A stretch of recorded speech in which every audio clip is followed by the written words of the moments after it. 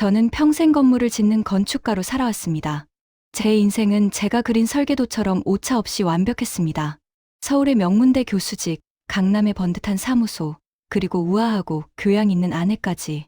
제 삶은 튼튼한 철근 콘크리트 위에 지어진 모델하우스 같았습니다. 하지만 완벽하게 지어진 건물일수록 그 안에서 사는 사람은 숨이 막힐 때가 있다는 것을요. 제 아내는 완벽했습니다. 흐트러짐 없는 옷차림, 나지막한 목소리, 아침 식탁에 올라오는 정갈한 반찬까지. 우리는 25년간 단 한 번도 큰 소리로 싸운 적이 없었습니다. 하지만 동시에 우리는 10년 넘게 서로의 살결을 느껴본 적도 없었습니다. 우리는 부부가 아니라 잘 관리된 박물관의 공동관장 같았습니다. 그 균열 없는 일상의 망치를 들고 나타난 건 한 젊은 부부였습니다. 제 대학 제자이자 지금은 업계에서 잘 나가는 후배인 민재라는 녀석이 있습니다. 어느 날 민재가 결혼을 했다며 청첩장을 들고 찾아왔습니다. 그리고 식사 자리에서 그의 아내 세희를 소개받았습니다. 세희 씨는 30 초반의 큐레이터였습니다. 첫인상은 충격적이었습니다. 제 아내가 정물화라면 세희 씨는 붉은 물감을 흩뿌려 놓은 추상화 같았습니다. 자유분방한 말투, 거침없는 웃음소리, 그리고 남편인 민재의 볼을 제 앞에서 꼬집으며 장난치는 모습까지. 제 세계에서는 볼 수 없었던 생동감이었습니다. 민재 녀석은 저를 멘토라고 부르며 따랐습니다. 자연스럽게 부부 동반 모임이 잦아졌습니다. 제 아내도 처음에는 세희 씨의 자유분방함을 낯설어 했지만 곧 그녀의 솔직한 매력에 빠져들었습니다. 교수님, 사모님, 너무 고상하세요. 저도 늙으면 사모님처럼 되고 싶어요. 세희 씨는 제 아내를 띄워주며 살갑게 굴었고 적막했던 저희 집 거실은 젊은 부부의 웃음소리로 채워졌습니다. 문제는 저였습니다. 세희 씨는 저를 교수님이라고 부르며 따랐지만 가끔 던지는 시선이 예사롭지 않았습니다. 다 같이 와인을 마실 때면 그녀는 묘하게 풀린 눈으로 저를 지그시 응시했습니다. 건배를 할 때 제 손가락을 스치는 그녀의 손끝이 유난히 뜨거웠습니다. 그리고 귓속말로 교수님, 오늘 너무 멋지세요라고. 속삭일 때마다 제 심장은 설계도에 없는 진동을 일으키며 흔들렸습니다. 사건은 지난달 제주도 여행에서 벌어졌습니다. 민재가 자신이 설계한 풀빌라가 완공되었다며 저희 부부를 초대했습니다. 바다가 내려다 보이는 절벽 위의 하얀 집, 통유리로 된 그곳은 밖에서는 아니 보이지 않지만 안에서는 바다의 모든 것을 볼 수 있는 은밀한 요새였습니다. 첫날 밤, 우리는 테라스에서 바비큐 파티를 열었습니다. 제주도에 밤바람이 불고 와인병이 하나둘 비워졌습니다. 취기가 오르자 대화의 주제가 대담해졌습니다. 교수님, 그거 아세요? 세희 씨가 와인 잔을 돌리며 제게 물었습니다. 교수님, 건축물은 너무 완벽해요. 숨이 막힐 정도로요. 그런데 가끔은 좀 무너져도 되지 않을까요? 파격적이어야 예술이잖아요. 그녀의 말은 제 건축에 대한 이야기가 아니었습니다. 제 인생에 대한 도발이었습니다. 제 아내는 취해서 소파에 기대어 있었고 민재 녀석은 음악을 고르고 있었습니다. 세희 씨가 테이블 밑으로 발을 뻗었습니다. 그녀의 발끝이 제 정강이를 타고 천천히 올라왔습니다. 저는 숨을 멈췄습니다. 피하고 싶지 않았습니다. 제 완벽한 도면 위에 붉은 잉크를 떨어뜨리고 싶은 충동이 일었습니다. 다음 날, 비가 억수같이 쏟아졌습니다. 우리는 빌라 안에 갇혀 술을 마시는 것 외에는 할 일이 없었습니다. 낮술이 시작되었고 분위기는 묘하게 흘러갔습니다. 민재가 제 아내에게 마사지를 해주겠다며 어깨를 주무르기 시작했습니다. 사모님, 여기가 많이 뭉치셨네요. 제가 손맛이 좀 좋습니다. 평소라면 점잠 빼던 제 아내가 그날따라 민재의 손길을 거부하지 않았습니다. 오히려 시원하다. 민재 씨 손이 참 야무지네하며 나른한 신음을 흘렸습니다. 제 눈앞에서 제 제자가 제 아내의 몸을 만지고 있었습니다. 그런데 이상하게도 분노가 치밀지 않았습니다. 오히려 제 옆에 앉은 세희 씨의 존재가 더 크게 느껴졌습니다. 그날 밤, 거실의 조명을 낮추고 우리는 독한 양주를 깠습니다. 민재가 입을 열었습니다. 교수님, 사실 저희 부부, 교수님 부부를 보면서 늘 생각했던 게 있어요. 뭔가, 저희는 두 분을 존경하지만 한편으로는 두 분이 너무 갇혀 사시는 것 같아요. 인생, 짧잖아요. 가끔은 선을 넘어야 진짜 자유를 알게 되거든요. 세희 씨가 제 옆으로 바짝 다가앉았습니다. 그녀의 허벅지가 제 허벅지에 닿았습니다. 그녀의 향수 냄새가 제 이성을 마비시켰습니다. 교수님, 오늘 밤 우리 그 선 한번 넘어볼래요? 선이라니. 그냥 파트너를 바꿔보는 거예요. 오늘 하루만요. 민재는 사모님을 정말 여자로서 동경해왔거든요. 그리고 저는 교수님의 그 완벽함을 무너뜨려 보고 싶었어요. 심장이 터질 것 같았습니다. 스와핑. 말로만 듣던 그 단어가 제 현실이 되었습니다. 저는 아내를 쳐다봤습니다. 아내는 놀란 눈치였지만 민재의 팔을 뿌리치지 않고 있었습니다. 민재는 제 아내의 손을 꼭 잡고 간절한 눈빛을 보내고 있었습니다. 사모님, 오늘 밤 제가 여왕님처럼 모실게요. 교수님이 잊고 계셨던 사모님의 아름다움을 제가 찾아드리고 싶어요. 제 아내의 얼굴이 붉게 물들었습니다. 그것은 수치심이 아니었습니다. 20년 만에 처음 보는 누군가에게 욕망의 대상이 되었다는 설렘이었습니다. 아내가 저를 보며 작게 고개를 끄덕였습니다. 당신, 우리 오늘만 미쳐볼까요? 당신도 세희 씨 좋아하잖아요. 아내의 허락이 떨어지는 순간 제 머릿속의 브레이크가 파열되었습니다. 세희 씨가 제 손을 잡고 일으켰습니다. 가요, 교수님. 제가 교수님의 설계도를 찢어드릴게요. 민재가 제 아내를 부축해 2층 침실로 올라갔습니다. 제 아내의 뒷모습이 낯선 남자의 부축을 받으며 사라지는 것을 보았습니다. 질투심보다는 제 손을 잡고 있는 이 젊고 뜨거운 여자에 대한 호기심이 저를 지배했습니다. 세희 씨는 저를 1층 안방으로 이끌었습니다. 문이 닫히고 빗소리가 방 안을 가득 채웠습니다. 그녀는 제 앞에 서서 저를 올려다보았습니다. 교수님, 떨리세요? 그래. 미치도록 떨리는군. 걱정 마세요. 오늘 밤 교수님은 점잖은 건축가가 아니에요. 그냥 수컷이에요. 제가 그렇게 만들어 드릴게요. 그녀가 제 셔츠 단추를 하나씩 풀기 시작했습니다. 제 아내가 10년 동안 한 번도 만져주지 않았던 가슴을 그녀의 손길이 훑고 지나갔습니다. 저는 그녀의 허리를 감싸 안았습니다. 탄력 있는 젊은 몸이 제 품에 들어왔습니다. 30년의 세월을 거스른 듯한 착각. 저는 그날 밤 제 인생에서 가장 위험하고도 치명적인 설계를 시작했습니다. 하지만 썰라디오님, 그때는 몰랐습니다.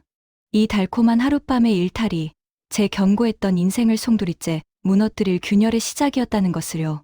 그 빗소리에 묻혀듣지 못했습니다. 2층에서 들려오던 제 아내의 신음소리가 단순한 쾌락이 아니라 비명의 전주곡이었다는 것을. 그리고 다음 날 아침, 눈을 떴을 때 제 옆자리에는 세희 씨가 없었습니다. 고요한 빌라에는 파도 소리만 들려왔습니다.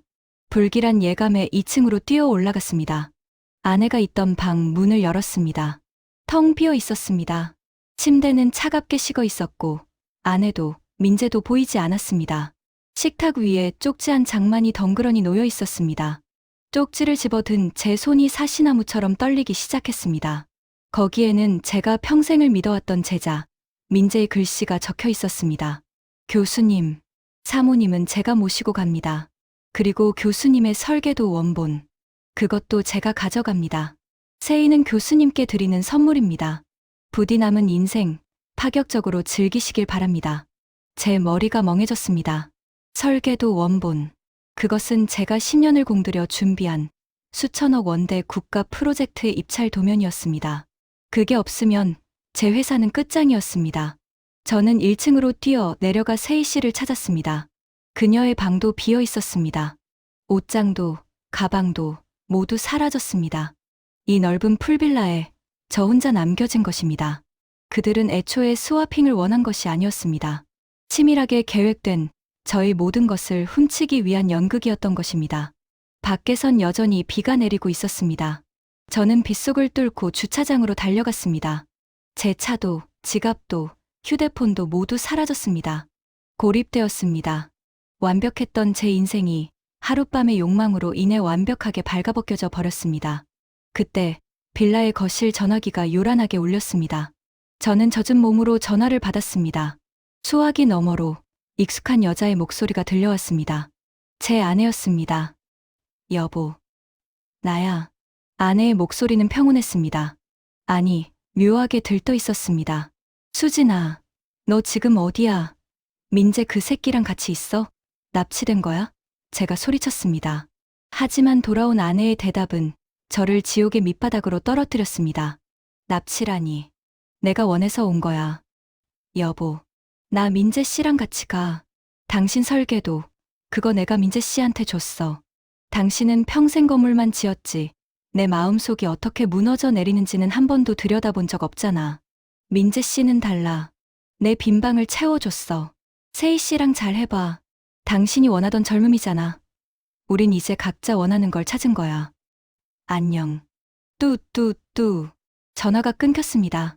저는 수화기를 든 채 그 자리에 주저앉았습니다. 제 아내가 25년을 함께 산 제 아내가 공범이었습니다. 아니, 어쩌면 주모자였을지도 모릅니다. 젊은 여자의 눈이 멀어 제 모든 것을 내어준 멍청한 늙은이가 거울 속에 비치고 있었습니다. 이것이 제 파멸의 시작이었습니다. 아내의 전화를 받고 저는 짐승처럼 울부짖었습니다. 비는 그치지 않았고 빌라는 감옥처럼 저를 가두고 있었습니다. 먹을 것도 통신수단도 없이 꼬박 하루를 굶으며 저는 분노와 배신감에 치를 떨었습니다. 제 인생을 망친 그 세 사람, 아내와 민재, 그리고 저를 유혹했던 세희 씨까지 모두 죽여버리고 저도 죽겠다는 생각뿐이었습니다. 그때였습니다. 빗소리 사이로 자동차 엔진 소리가 들렸습니다. 저는 비틀거리며 현관으로 나갔습니다. 경찰일까? 아니면 민재 놈이 나를 비웃으러 온 걸까?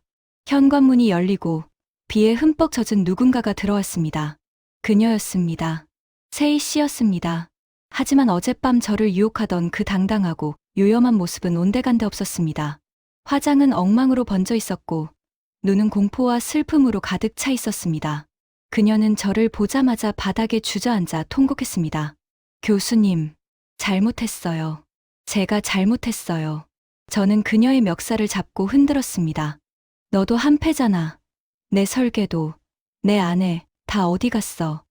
연극은 끝났어. 이년아. 그녀가 울면서 뱉어낸 진실은 더욱 기가 막혔습니다. 저도 버려졌어요. 민재 씨가 공항에서 저를 버리고 갔어요.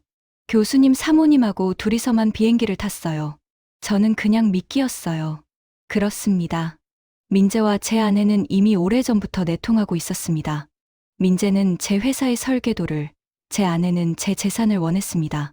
하지만 둘이 도망치기엔 명분이 부족했고 저를 완벽하게 무너뜨릴 결정적인 한 방이 필요했습니다. 그래서 민재는 자신의 아내인 세희 씨를 이용한 것입니다. 세희 씨에게는 교수님 비위 좀 맞춰드려라. 프로젝트만 따내면 우리 부부 평생 놀고 먹는다고 속여놓고 실제로는 저를 성적으로 타락시키고 제 아내와 바람이 난 것처럼 상황을 조작해 위자료 한 푼 못 받고 쫓겨나게 만들 계획이었던 겁니다. 하지만 결정적인 순간 민재는 세희 씨마저 배신하고 제 아내와 함께 돈과 설계도를 들고 날아버린 것입니다. 우리는 피해자 동맹이 되었습니다. 세희 씨가 가지고 온 차를 타고 서울로 올라왔습니다. 제 집 도어락 비밀번호는 이미 바뀌어 있었습니다. 회사로 가보니 이미 제 해임안이 상정되어 있었고 민재 녀석이 훔쳐간 설계도로 대형 건설사와 계약을 체결했다는 기사가 도배되어 있었습니다. 제 아내는 남편의 부정을 견디다 못해 이혼 소송을 제기했다며 언론 플레이를 하고 있었습니다. 제가 세희 씨와 호텔로 들어가는 CCTV 사진까지 증거로 제출했더군요. 완벽한 설계였습니다. 저는 빈털터리가 되었습니다.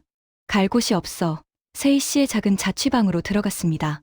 좁은 방에서 우리는 라면으로 끼니를 때우며 복수를 다짐했습니다. 세희 씨는 매일 밤 제 품에 안겨 울었습니다. 교수님, 민재 그 자식 죽여버리고 싶어요. 제 인생을 밟고 지나갔어요. 저 역시 그녀의 머리를 쓰다듬으며 차가운 칼을 갈았습니다. 걱정 마. 내가 건축가잖아.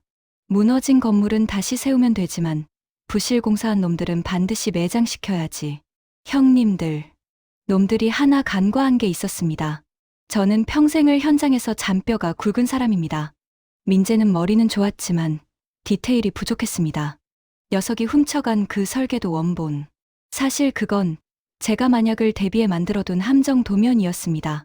건물의 하중을 견디는 핵심 기둥의 위치를 아주 미세하게 비틀어 놓은 겉보기엔 완벽하지만 시공하는 순간 붕괴 위험이 생기는 가짜 도면이었습니다. 진짜 원본은 제 머릿속과 아무도 모르는 클라우드 서버에만 있었습니다.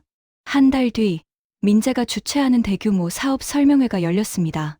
훔쳐간 설계도로 수천억 투자를 유치하는 자리였습니다. 제 아내도 그 자리에 참석해 내조의 여왕 행세를 하고 있다는 소식을 들었습니다. 저는 세희 씨에게 가장 화려한 드레스를 사주었습니다. 저 역시 낡았지만 가장 아끼던 턱시도를 꺼내 입었습니다. 가자.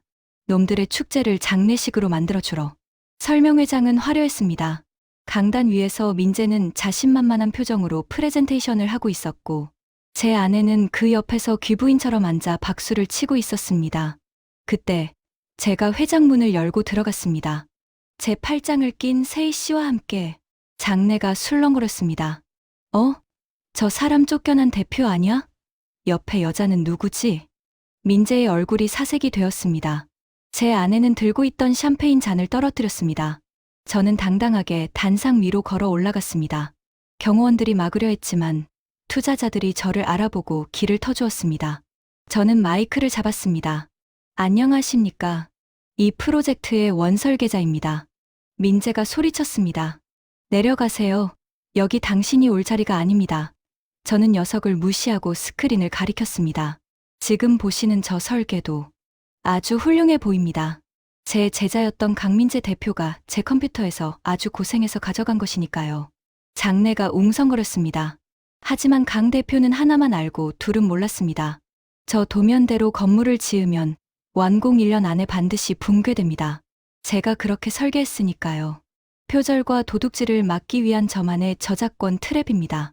저는 주머니에서 USB를 꺼내 흔들었습니다. 이게 진짜입니다. 구조적 결함을 완벽하게 해결한 진짜 도면. 그리고 강민재 대표와 제 아내가 어떻게 저를 함정에 빠뜨리고 이 회사를 가로챘는지에 대한 모든 증거가 여기 들어 있습니다. 세희 씨가 나섰습니다. 그녀는 마이크를 잡고 민재를 노려보며 말했습니다. 여보. 아니, 강민재 씨. 당신이 나를 제주도에 버리고 간 건 실수였어. 당신이 사모님과 바람난 증거, 횡령한 내역, 내가 다 가지고 있었거든. 순식간에 설명회장은 아수라장이 되었습니다. 투자자들은 민재의 멱살을 잡았고 기자들은 플래시를 터뜨렸습니다. 제 아내는 얼굴을 감싸쥐고 도망치려 했지만 이미 경찰이 들이닥친 뒤였습니다. 민재는 그 자리에 주저앉아 저를 올려다보았습니다. 교수님, 살려주세요. 제가 실수했습니다. 저는 녀석의 귀에 대고 낮게 속삭였습니다. 민재야, 인생은 설계대로 되지 않아. 특히 남의 도면을 훔쳐서 지은 집은 반드시 무너지게 되어 있다. 그날 이후 민재와 제 아내는 구속되었습니다. 산업 스파이 혐의와 횡령, 그리고 사기죄까지 더해져 중형을 피할 수 없을 겁니다. 제 아내는 유치장에서 제게 편지를 보냈습니다. 여보, 내가 미쳤었어. 한 번만 용서해줘. 당신밖에 없어. 저는 그 편지를 읽지도 않고 찢어 쓰레기통에 버렸습니다. 이미 무너진 건물은 보수하는 게 아닙니다. 철거하고 새로 짓는 게 답입니다. 저는 다시 회사로 복귀했습니다. 진짜 설계도로 프로젝트를 성공시켰고 제 명예도 되찾았습니다. 그리고 제 옆에는 이제 제자의 아내가 아닌 제 사업 파트너이자 연인이 된 세희 씨가 있습니다. 우리는 더 이상 스와핑 같은 자극적인 일탈을 꿈꾸지 않습니다. 이미 인생 자체가 너무나 극적인 드라마였으니까요. 세희 씨는 제 비서실장이 되어 제 스케줄을 관리하고 저는 그녀에게 건축을 가르칩니다. 나이 차이가 많이 나지만 상관없습니다. 우리는 서로의 밑바닥을 받고 지옥에서 함께 살아 돌아온 전우니까요. 가끔 제주도의 그 풀빌라가 생각납니다. 그 비 오던 날에 욕망이 없었다면 저는 평생 쇼윈도 부부로 살다가 제자와 아내에게 뒤통수를 맞고 비참하게 늙어 죽었을지도 모릅니다. 오히려 그들에게 고맙다고 해야 할까요? 덕분에 제 인생의 썩은 부분을 도려내고 이렇게 늦깎이 사랑과 성공을 다시 설계하게 되었으니까요. 썰라디오님, 건물도 인생도 기초가 썩으면 무너집니다. 하지만 무너진 자리에는 반드시 더 튼튼한 새 집을 지을 수 있습니다. 지금 이 방송을 듣는 형님들 중에도 혹시 무너진 인생 때문에 절망하는 분이 계신다면 말씀드리고 싶습니다. 아직 늦지 않았습니다. 설계도는 형님들의 손안에 있습니다.